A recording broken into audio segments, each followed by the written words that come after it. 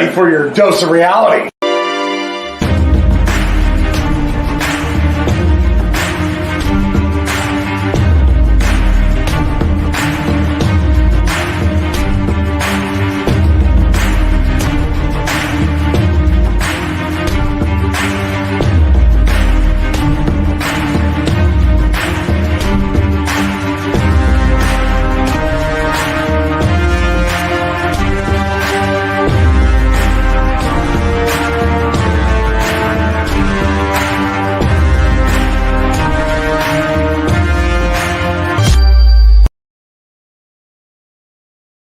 Hello, everyone.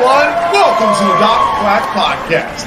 I'm your host, Dr. Quack. And I'm the important one, Mr. Mayhem. We're doing better this time than we were last time. The last review is Royal Rumble 1995. You notice he realizes how bad of a call that was. He moved down, so I can't reach him now.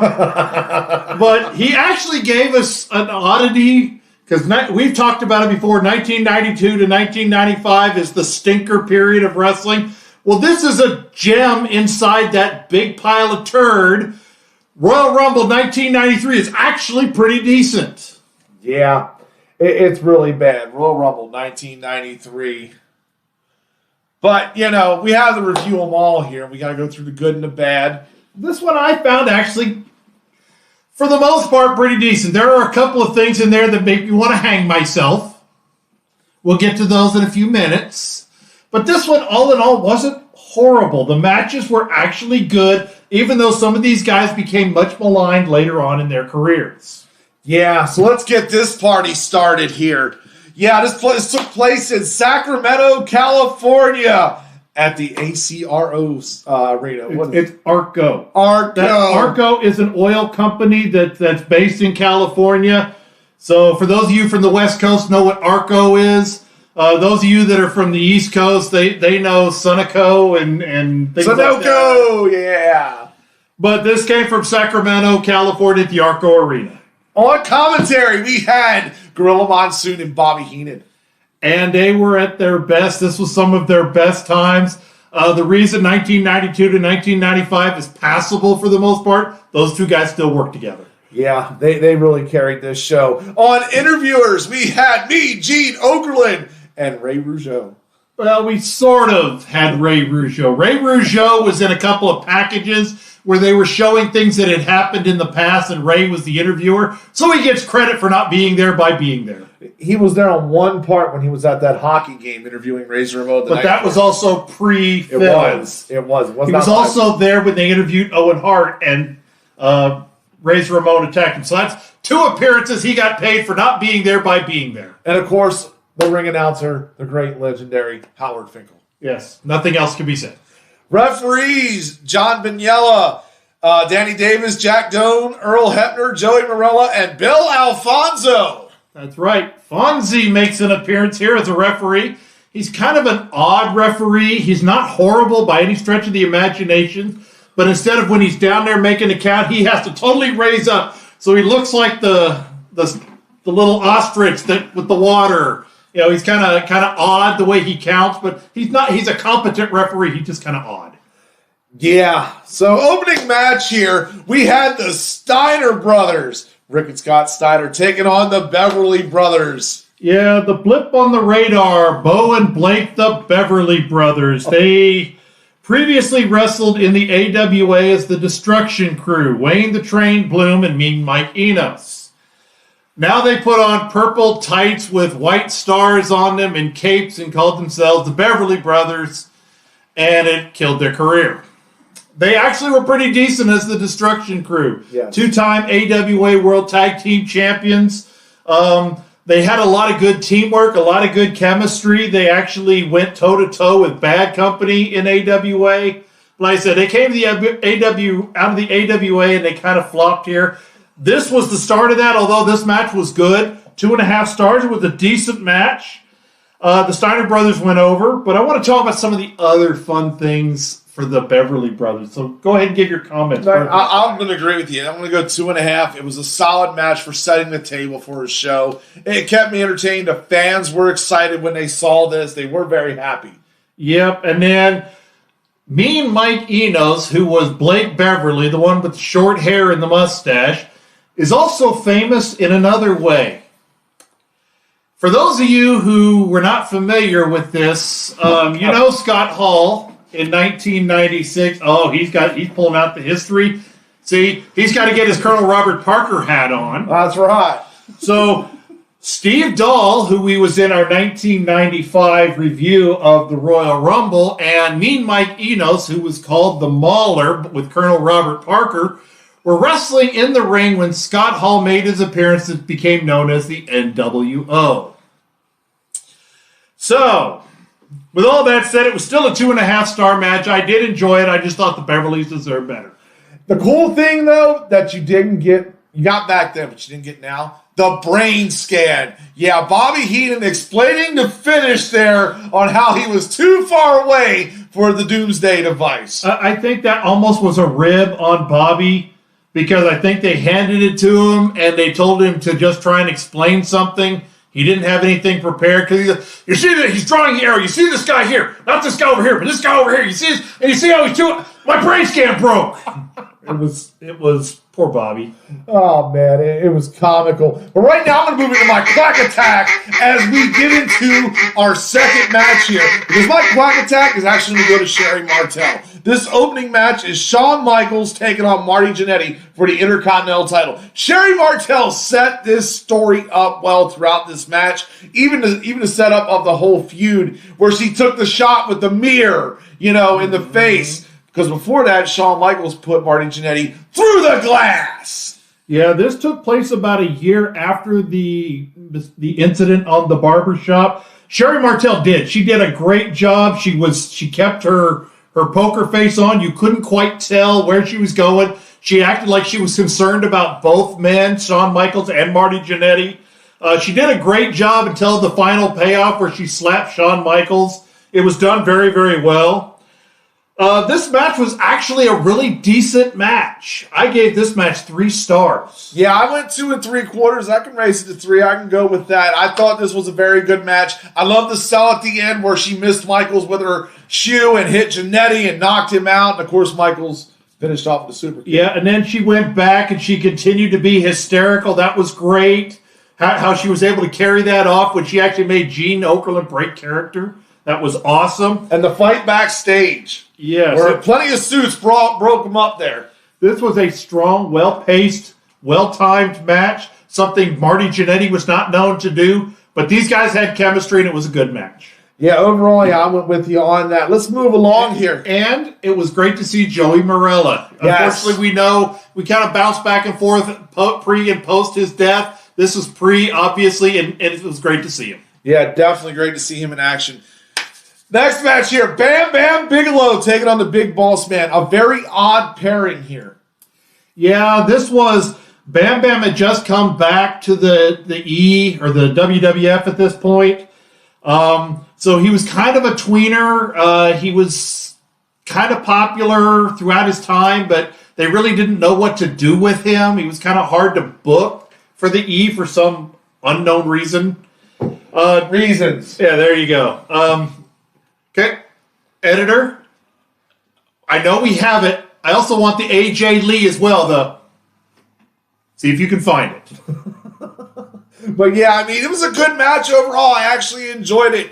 Bam Bam, is known to be able to work with just about anybody and make them look good. Yeah. Boss Man was pretty solid, a Hall of Famer. Bam Bam needs to be a WWE Hall of Famer. Come on, Vince. Yeah, there were a few. Vince. 2022, Bam Bam Bigelow. We know you're listening. That's some good shit.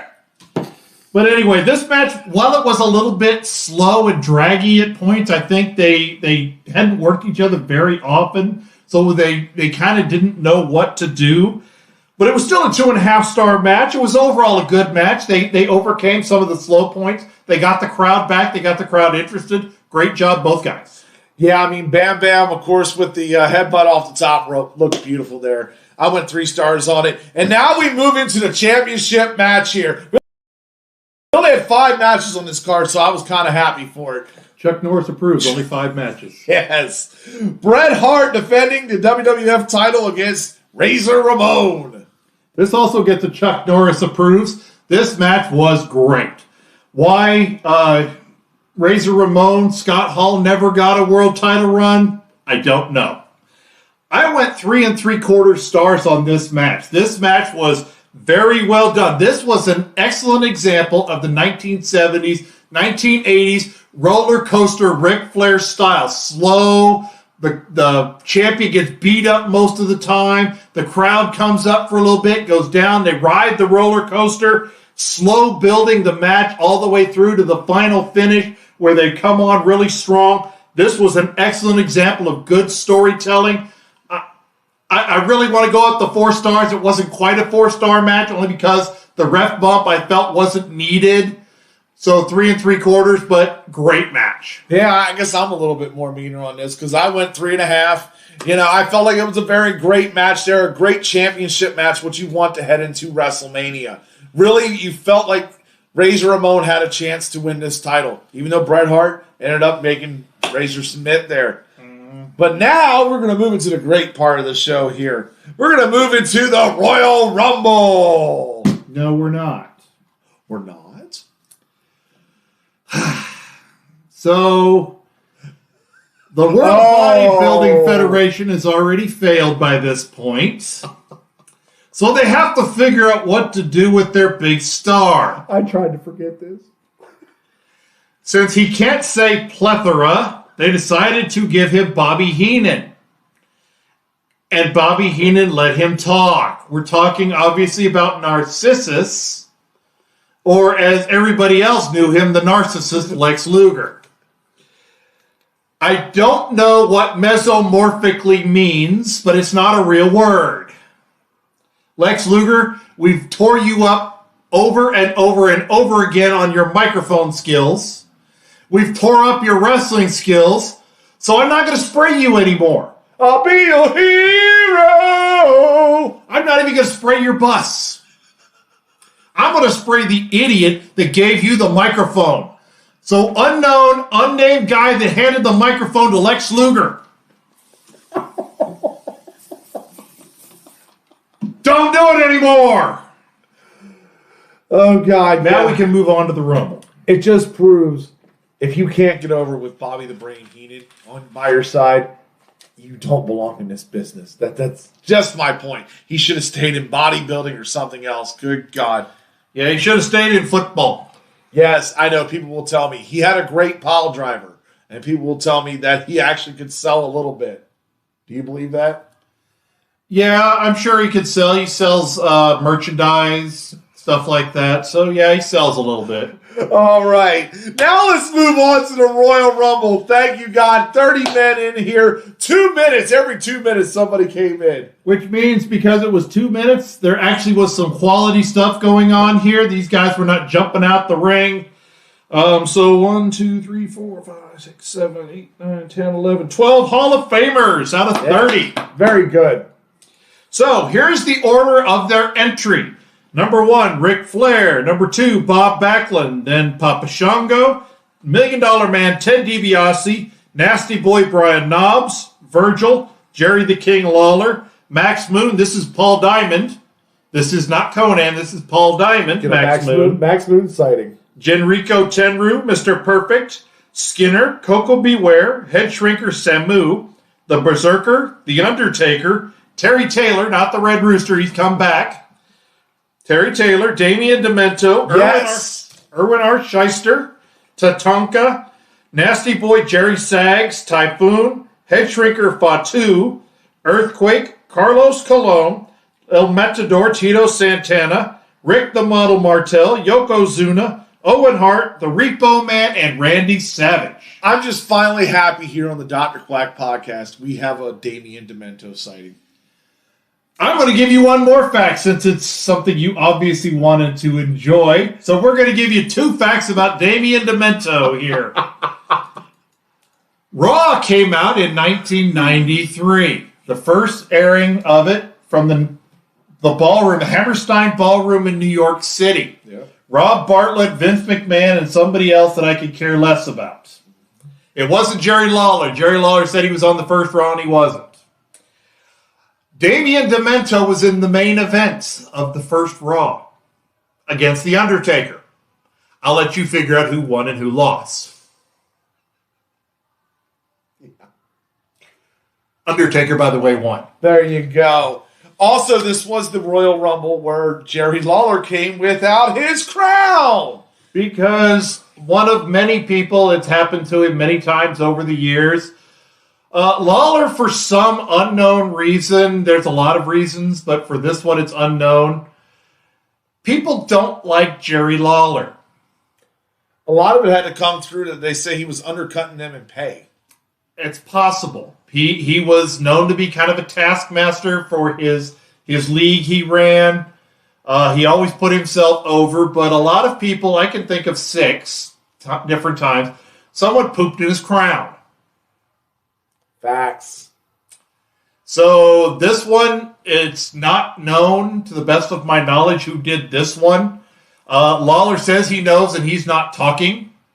So that leads me to believe it might be Vince McMahon. It's very possible. I could give a 2-finger salute for that and many other things in this show, but I'm giving it right here, the 2-finger salute to Macho Man Randy Savage. I know, you're saying to yourself, you're wearing Macho Man. Come on, how are you going to give it to Macho Man? Because at the end, it's him and Yokozuna. And Macho Man has been in several Royal Rumbles here. He comes off the top after Yoko falls down and misses an avalanche and drops his elbow. And instead of trying to throw him over the top rope, what does he do? Here, let's cover him. You don't win in the Royal Rumble by pinfall or submission. 1, 2, thrown over the top. Yokozuna is the first person to win a Royal Rumble from his back. Yep, and since it's a show of first where we've got a lot of firsts, this is going to be a first double spray where I'm not so drunk I can't do it by myself. So here you go. Oh, thank you. This is also the debut of the Giant Gonzalez. Oh, God. He came walking down to the ring and eliminated The Undertaker. And if you don't remember who Giant Gonzalez is, editor, just go ahead and put him up there. Him in his airbrushed body outfit from WrestleMania 9 with his airbrushed butt crack and airbrushed nature trail. This is even worse because he's got fur glued on it. So let's just go ahead and just spray him out the door. Yeah. God, you should never have been in his business. You ruined The Undertaker. Almost. Thank God you didn't. So there's a lot of firsts going on here today in the Dr. Quack podcast. Editor, you can pick that up. Yeah. And Yokozuna joins one other great club. Yes. Being his first first Royal Rumble, he actually won his first one in there. Joining Jim Duggan and Big John Studd are the 3 people that have won on their first attempt to win the Royal Rumble. Obviously, yes, we understand Jim Duggan was in the very first, but he still won it in his first try. Yep. So, and Big John Studd was not in the first one. He was not in until the second one. So, there you go. Yep. So, there is our show on this. I hope you all enjoyed the Royal Rumble 1993 because we're going to continue with the Royal Rumble and we're going to go a little better here. You ready? You see? We're going to. This was actually a decent show. So you mean better as in like a good one or better as in we're going back to our bad roots? Oh, this is better. You're going to enjoy this.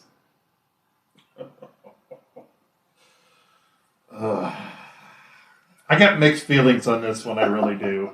We'll see you next time. I'm Dr. Quack.